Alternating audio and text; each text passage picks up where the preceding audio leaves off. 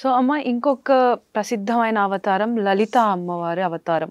So లలిత అమ్మవారు అంటే మనం నిత్యం కూడా ఇంట్లో పూజలు చేసుకున్నప్పుడు కూడా స్తోత్రాలు, సహస్రనామాలు ఇవన్నీ చదువుతుంటాం.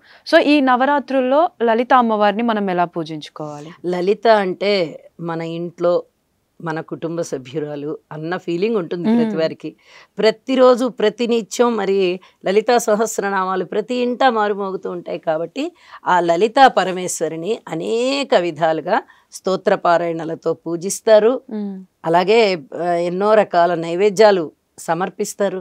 చక్కగా పూలు, పసుపు, కుంకుమ, అక్షతలు అన్నిటితోనూ ఆ అమ్మని పూజించి రకరకాలైనటువంటి వాయనాలు, సుమంగళి పూజలు, అలాగే వాయన విధి విధానాలు అవన్నీ కూడా ఆ రోజున చేస్తారు. నూతన వస్త్రాలు పంచిపెట్టుకుంటారు, పసుపు కుంకాలు పంచిపెట్టుకుంటారు, పూలు పంచిపెడతారు, అలాగే ఆశీస్సులు తీసుకుంటారు. సుమంగళి స్వరూపం అమ్మ యొక్క రూపం మీది అని ఆ సుమంగళీలకి సువాసిని పూజ అని చేసి లేదా దంపత పూజ అని చేసి భార్యాభర్తలు ఇరువురికి అమ్మ యొక్క ఆశీస్సులు తీసుకుంటున్నాము అని భావిస్తూ వాళ్ళకి ఈ రకమైన గౌరవాన్ని ఇచ్చి ఆశీస్సులు అందుకుంటారు.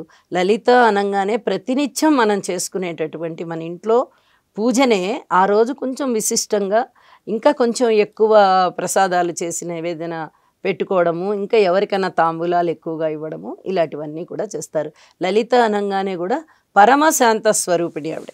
చాలా శాంత స్వరూపం లలిత అంటే. లాలిత్యమైనది లలిత, సౌందర్యమైనది లలిత. కాబట్టి ఆ లలితకి కూడా చక్కగా పూజ చేసుకుంటాం మనం. మూల విరాట్ కదా ఆవిడ లలితా పరమేశ్వరి.